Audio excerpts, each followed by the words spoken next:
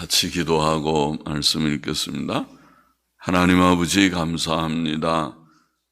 연약하고 부족한 저희들 오늘 새벽도 힘 주셔서 주님 이 전에 나와 새벽 예배의 단을 함께 쌓으며 하나님을 섬기며 하나님과 교통하며 교제하는 복된 시간을 지키게 하시니 감사합니다.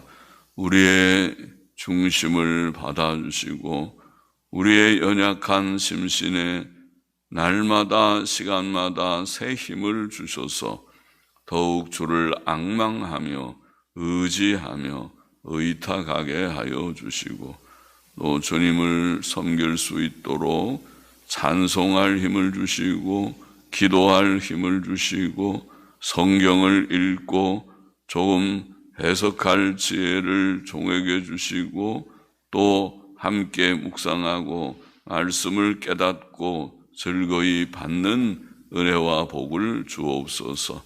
이곳과 각 가정에 주님 함께 예배드리는 자들 또 이후에라도 하나님의 말씀을 사모하여 말씀 앞에 앉는 자들마다 하나님께서 은혜를 주옵소서. 예수님의 이름으로 기도하옵나이다. 아멘. 아멘. 잠언 13장 17절부터 20절 말씀.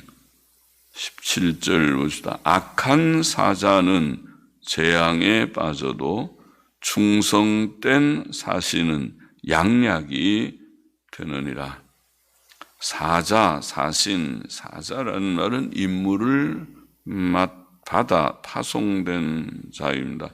악한 사자는 자기 임무를 저버리거나 그 임무에 불충실한 자입니다. 그는 그를 보낸 자에게 악을 행하는 자입니다. 선지자 엘리사의 수종자인 게하시는 선지자 엘리사의 이름을 팔아 악을 행했습니다. 가룟 유다는 사도의 본분을 저버리고 주님을 배신하였습니다. 그러나 악한 사자는 재앙에 빠질 것이다. 재앙에 빠질 것이다. 그를 파송한 주인은 그를 벌할 것입니다. 또 하나님께서도 그의 악에 대해 재앙으로 벌하실 것입니다. 게하시는 몸에 나병이 들었고 가룟 유다는 자신의 목을 메었고 몸이 곤두박질하여 배가 터져 죽었다. 그렇게 성경은 증거합니다. 충성된 사신은 악한 사자와 대조해서 충성된 사신은 자기 임무를 완수하는 자입니다. 그것이 충성이지요.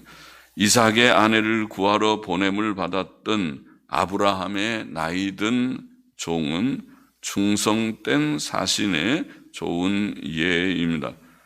창세기 24장 33절에 보면 그는 긴 여행으로 인해 배도 고팠겠지만 내가 내 일을 진술하기 전에는 먹지 아니하겠다고 말하였습니다. 그것이 충성이죠.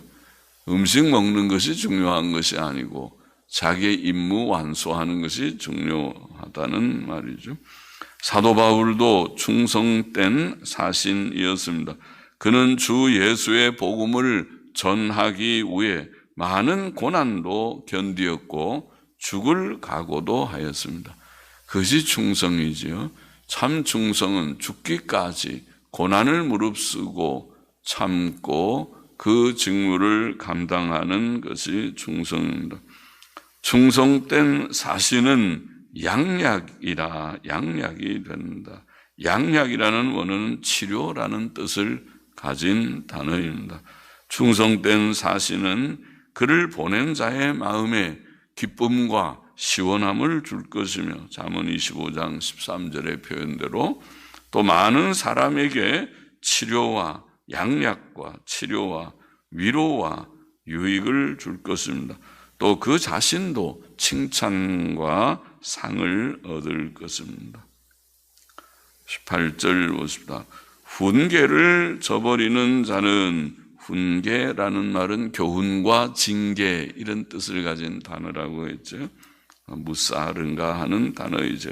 훈계를 저버리는 자에게는 궁핍과 수욕이 이르거니와 경계를 지키는 자는, 경계라는 말은 책망 혹은 징계 이런 말인데, 징계를 지키는 자, 지킨다는 말은 주의한다 그런 말입니다.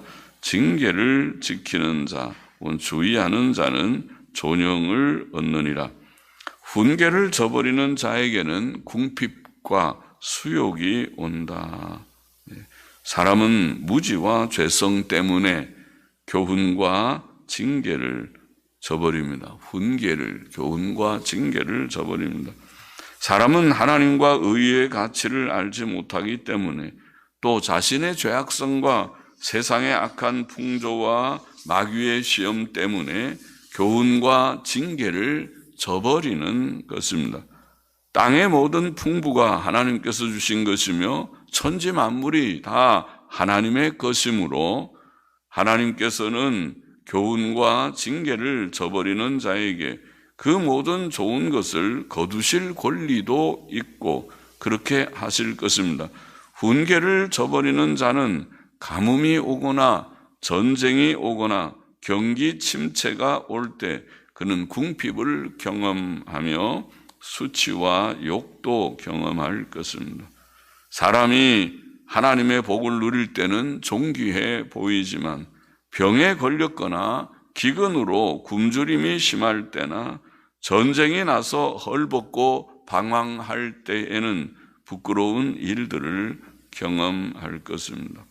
그러나 사람이 하나님의 징계에 주의하고 그것을 달게 받으면 존영을 얻을 것이다. 존영을 얻을 것이다. 징계에 주의하는 자는 존영을 얻을 것이다.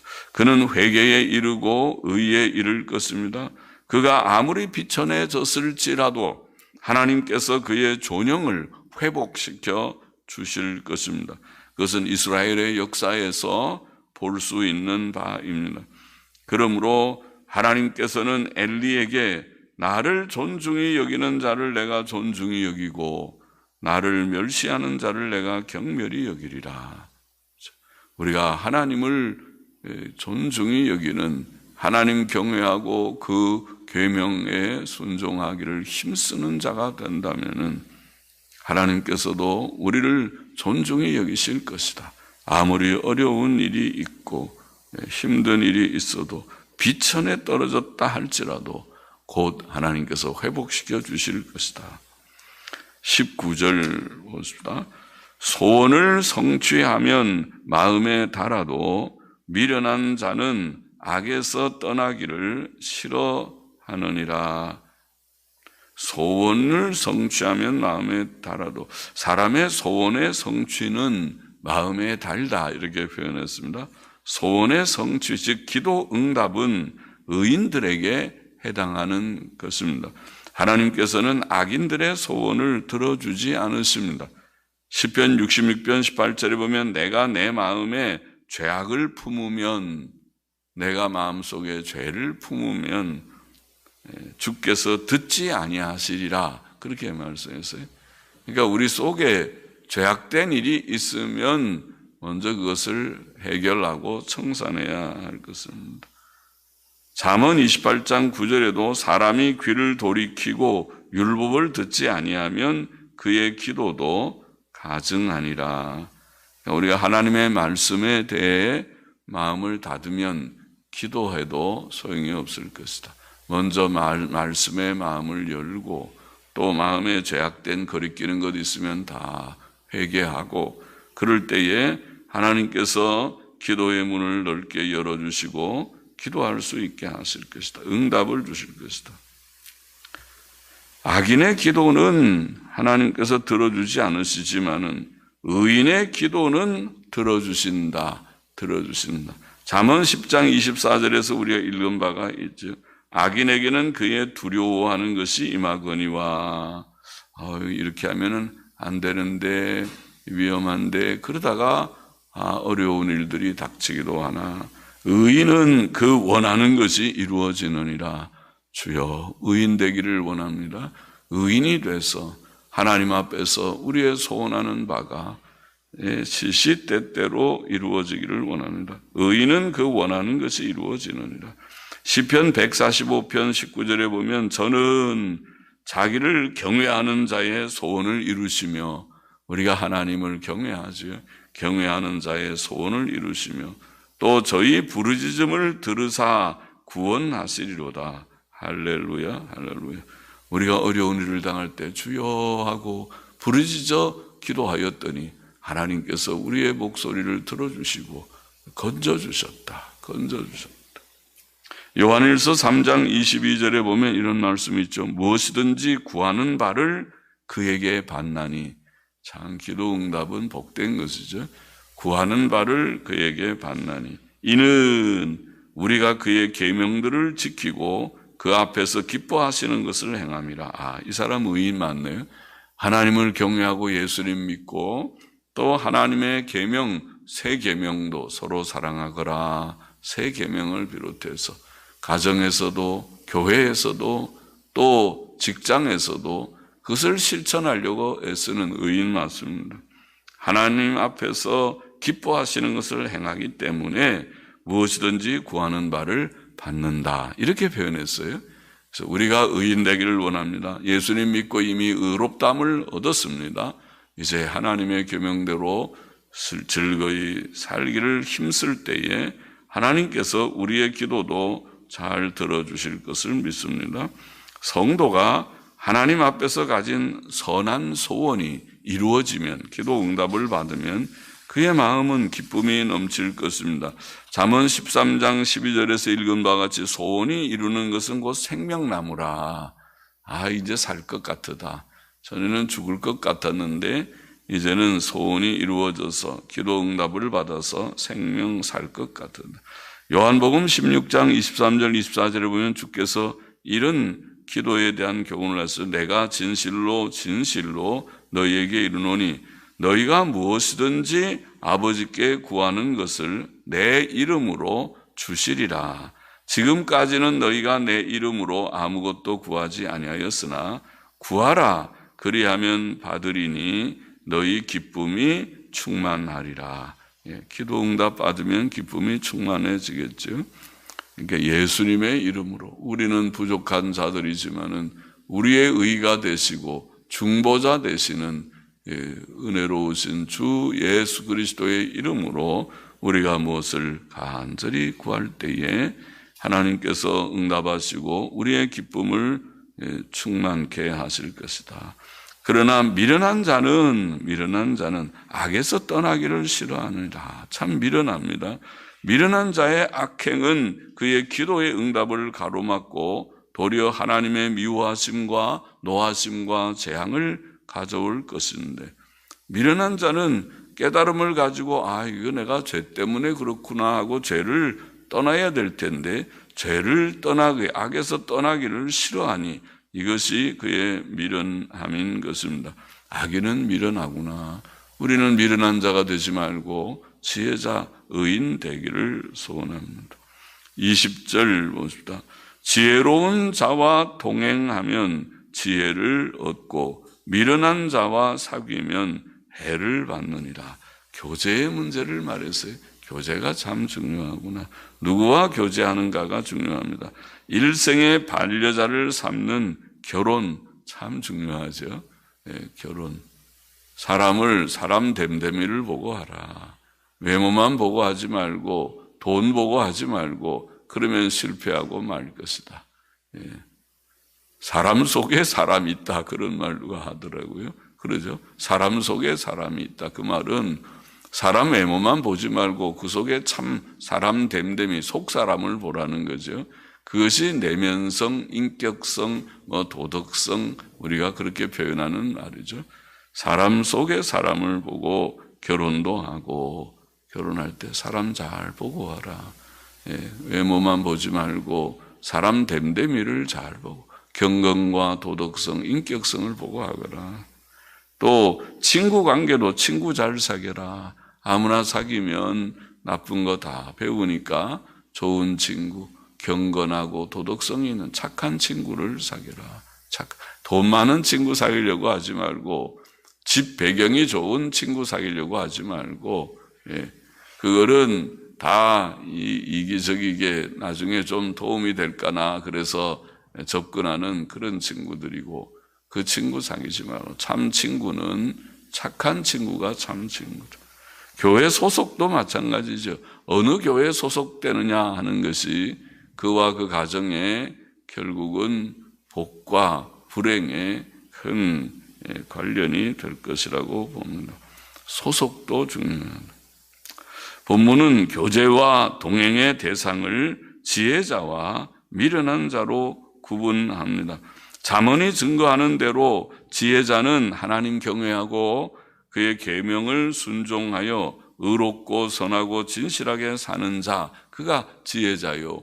미련한 자는 하나님 경외하지 않고 그의 계명을 거슬러 우상 숭배나 하고 불의와 악과 거짓을 행하는 자, 그것이 미련한 자죠.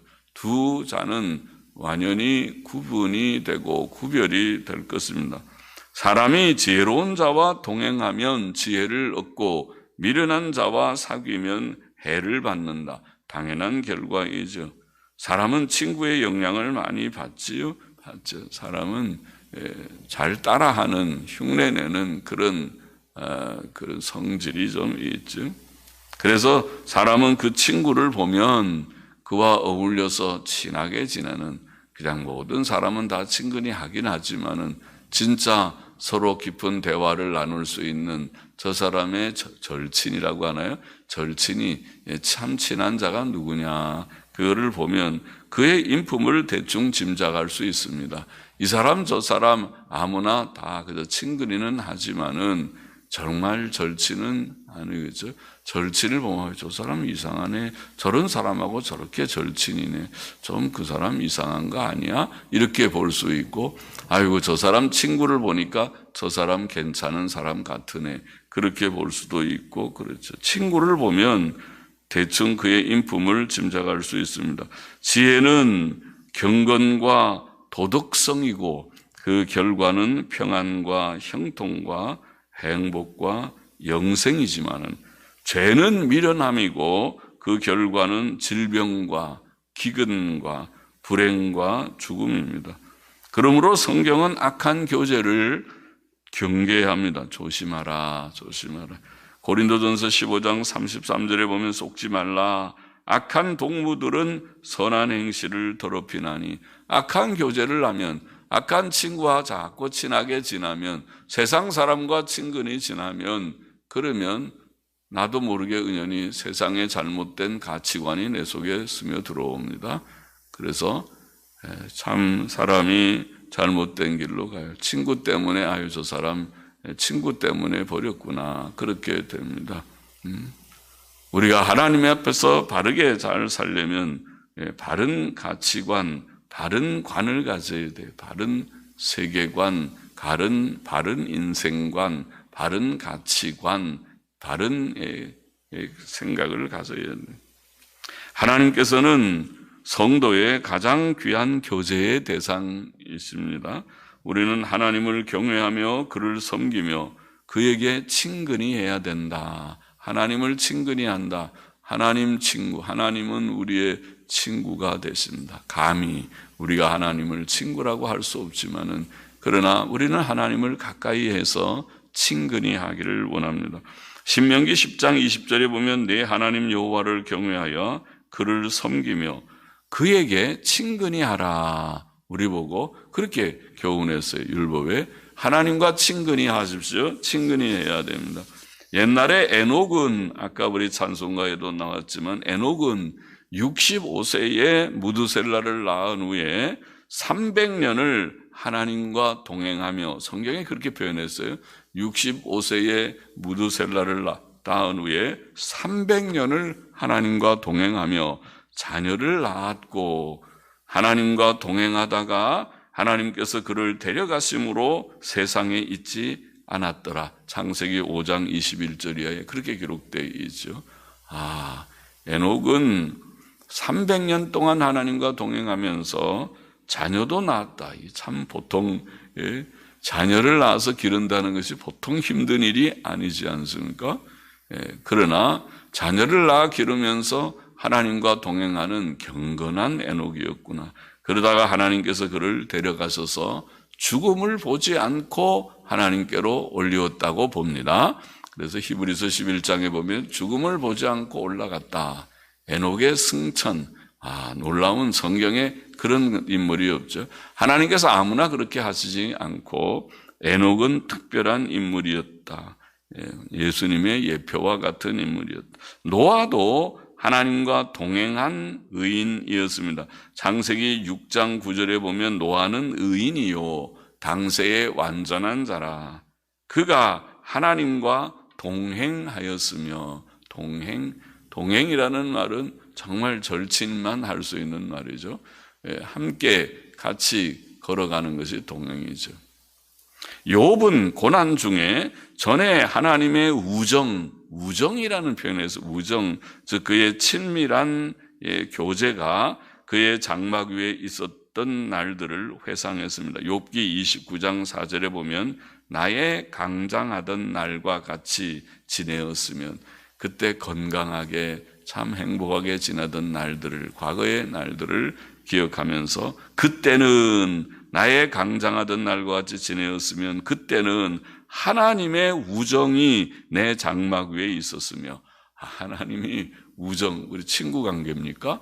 하나님의 우정이라는, 제가 설명드렸지만 저 바가 있지만은 소드, 히브리 말로는 소드라고 하는데, 우정이라는 이 소드라는 말은 참 좋은 말입니다. 그것이 친밀함, 또 친밀한 교제, 친밀한 대화. 친한 사람들끼리는 전화도 그렇게 아주 서로 하고 앉아서 말하더라도 말거리가 좀 많지요.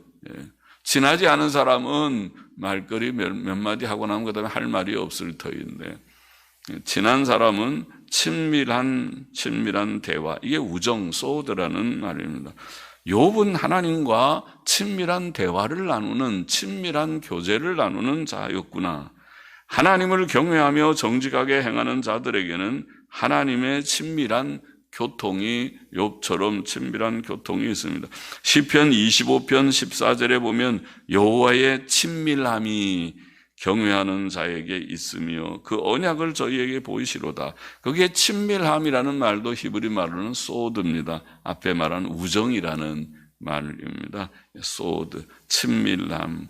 잠언 3장 32절도 대저 패역한 자는 여호와의 미워하심을 입거니와 정직한 자에게는 그의 교통하심이 있으며, 교통함, 그것도 히브리 말로는 소드입니다. 그것도 친밀함, 그렇게 번역할 수 있어요.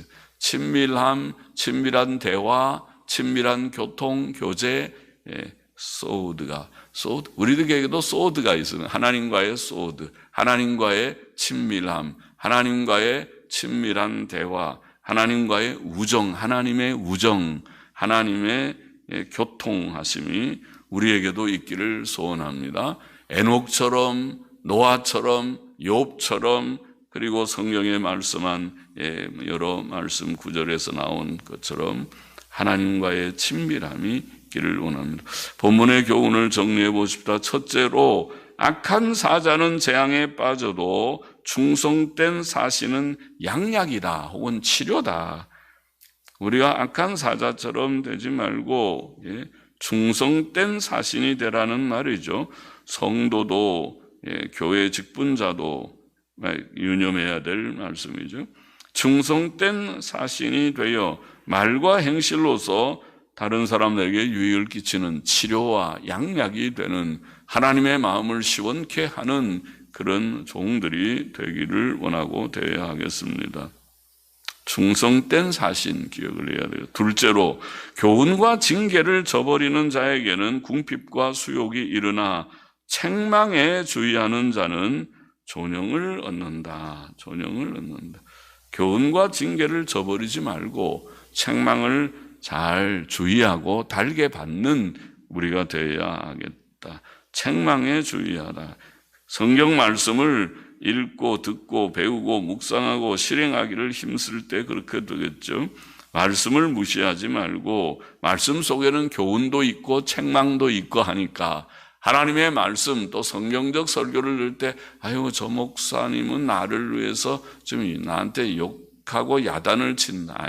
목사가 무슨 할 일 없어서 누구를 지목하고 야단 치겠습니까?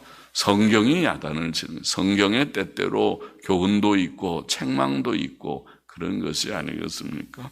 말씀에 대해 주의하고 그것을 저버리지 말아야 된다. 셋째로 소원을 성취하면 마음에 달아도 미련한 자는 악에서 떠나기를 싫어한다. 하나님께서는 우리 마음속에 소원을 두고 행하신다. 빌립보서 2장 13절에는 그렇게 표현했죠. 너희 안에 행하신 이는 하나님이시니 자기의 기쁘신 뜻을 위하여 너희로 소원을 두고 행하게 하신다. 하나님이 주시는 선한 소원을 품고 그 소원이 응답을 받아서 그래서 우리의 마음에 즐거움이 생기나 감사하다. 힘이 나고 즐거움이 생기는 우리가 되기를 원합니다. 넷째로 동행의 문제. 누구와 동행하냐? 지혜자와 동행하면 지혜를 얻고 미련한 자와 사귀면 해를 받는다. 우리는 지혜자와 동행하는 우리가 되고 또 지혜의 근원이신 하나님과 소드의 친밀한 교제를 나누는 하나님의 우정, 하나님의 친밀함이, 하나님의 교통하심이 있는 우리가 되기를 소원합니다. 기도하십시다. 하나님 중성된 사신이 되기를 소원합니다. 하나님의 말씀, 책망의 말씀이라도 주의하는 자가 되기를 원합니다. 하나님께서 주시는 선한 소원을 품고 응답을 받아 기도 응답을 많이 체험하며 사는 우리가 되기를 원합니다. 하나님과 동행하며 지혜자와 동행하는 지혜자들이 되게 하여 주시기를 소원합니다. 감사하며 헌금하는 심령도 받으시기를 원하며 예수님의 이름으로 기도하옵나이다. 아멘.